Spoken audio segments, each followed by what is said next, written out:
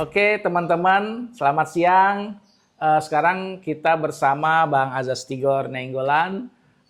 Kali ini kita akan membicarakan masalah MBG. Ya, MBG ini yang lagi seru-serunya nih Bang. Kita tahu selama ini kan MBG bermasalah di beberapa daerah. Sampai kita melihat ada 25.000 korban anak-anak ya seluruhnya di Indonesia. Dan kemudian pemerintah ini mencoba merubah MBG itu dari makanan siap saji menjadi makanan yang pabrikan, seperti biskuit dan minumannya juga minuman susu UHT ya. Ini bagaimana tanggapan dari Bang Azas Tigor? Gimana? Silakan. Iya, pajak jadi yang betul ya. MBG makanan bergizi gratis itu kan jadi program unggulan ya dari Presiden Prabowo dan Wakil Presiden Gibran. Karena itu kan janji politik mereka. Nah, ketika dimulai tahun lalu tuh memang banyak masalah ya. Salah satu masalahnya adalah keracunan. Ya, keracunan. Ya sudah ada sekitar 25.000 anak ya yang keracunan ya di seluruh Indonesia. Keracunannya makanannya basi, ya bikin sakit perut, akhirnya bahkan ada yang sampai pingsan ya, sakit. Nah, terus ada belatungnya, seperti itu kan. Nah, ini jadinya MBG bukan lagi makanan bergizi gratis, jadi makanan bermasalah gratis. Iya, bermasalah ya. Iya kan?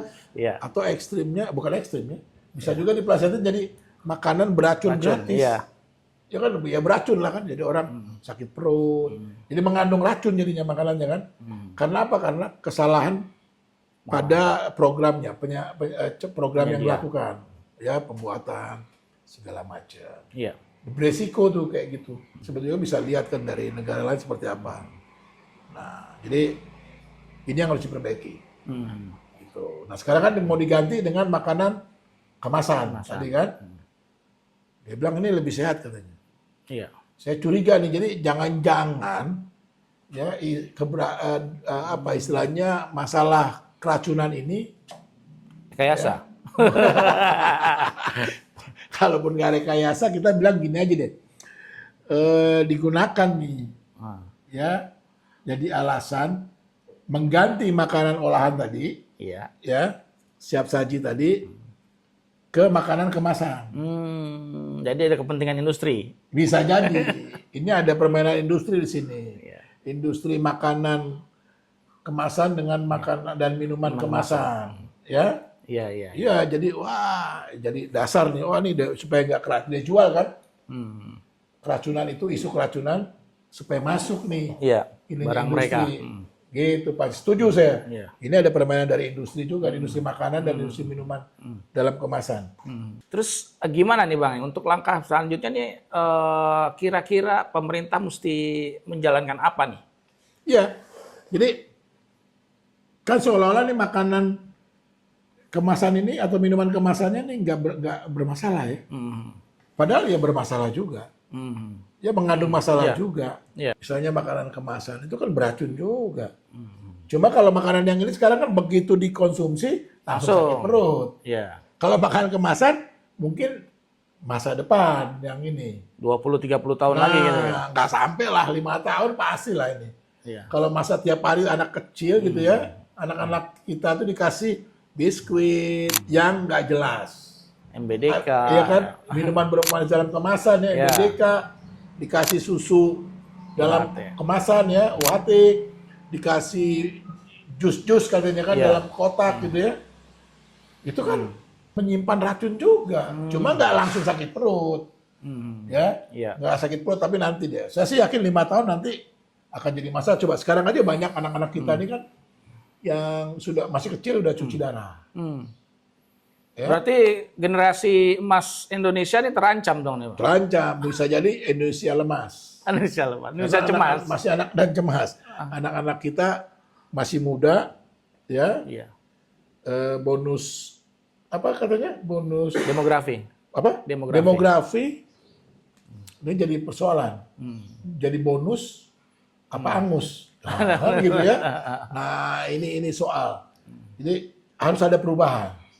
Ya, bukan dengan ini Ya soalnya nih anggarannya kan gede ya, 1,2 triliun ya per hari ya. Setahun tuh kan 36 300 berapa? 354 hari kan? Iya, 365. 365 ya satu tahun ya. Nah, kalikan aja tuh. Ya nggak gede banget gitu ya. Sayang duitnya nih. Iya. Nah, jadi memang harus dirubah nih strateginya. Kalau mau buat anak-anak Indonesia sehat, ya. Terus langkah konkretnya nih Bang nih, kayak gimana Bang untuk ini, untuk MBG ini? Saya sih mengusulkan banyak cara, ya banyak jalan menuju Roma. Saya usul bisa jadi itu dilakukan misalnya MBG ini disediakan dengan memberdayakan sekolah. Sekolah yang Melalui kantin sekolah ya? Kantin sekolah diolah. Saya pernah tuh dulu waktu itu saya ada kayak kursus singkat ya, training singkat di luar negeri. Saya ngomong luar negeri, biasanya kan pemerintah kalau pengalaman dari luar negeri katanya bagus ya. Nah, juga MBG gitu. Saya pernah kursus singkat tahun 1990 di Washington, Amerika, di sebuah kampus ya. Nah, itu dapat makan siang mahasiswanya. Itu dari kampus yang nyediain. Dan itu tiap hari. Gitu loh. Kalau nggak sekolah, nggak kuliah, atau nggak kursus, nggak ada, libur. Nah, jadi sekolah yang menyediakan, fresh makanannya. Iya. Kan sekolah udah punya Kalender sendiri ya? Iya, dan dia punya kemampuan, pengalaman ya, mengorganisir itu. Tugas-tugas kantinnya juga ada kan? Jadi sama kantin segala macam. Itu yang paling efektif. Kalau dikasih duit, nggak setuju saya. Itu juga kan selama ini juga sudah adanya MBG ini juga petugas kantin juga kayaknya pemasukannya kurang nih. Iya, iya. Ya, artinya kan kalau seperti ini gitu ya, ada pengalihan. Iya. Ya, kantinnya jadi nggak perlu lagi jual makanan sama minuman berpemanis dalam kemasan gitu ya.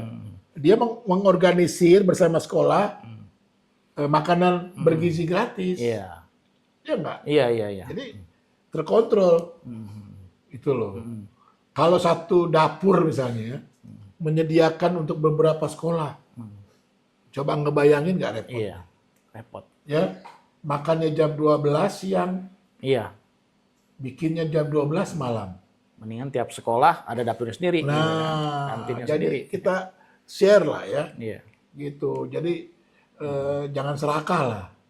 Ya, biar sekolah yang mengorganisir bisa mengalihkan. Jadi jangan dari makanan beracun yang satu pindah ke makanan beracun yang lain. Tapi kita rubah modelnya. Oke. Terima kasih Bang Tigor. Sama-sama. Teman-teman, demikianlah kita diskusi dengan Bang Azas Tigor Nainggolan. Mudah-mudahan program MBG ini menjadi program yang baik dan tidak mengganggu program pemerintah dalam Indonesia Emas. Terima kasih. Saya Normansa dan bersama Bang Azas Tigor mengucapkan selamat siang dan jangan lupa subscribe dan like di channel Fakta. Terima kasih.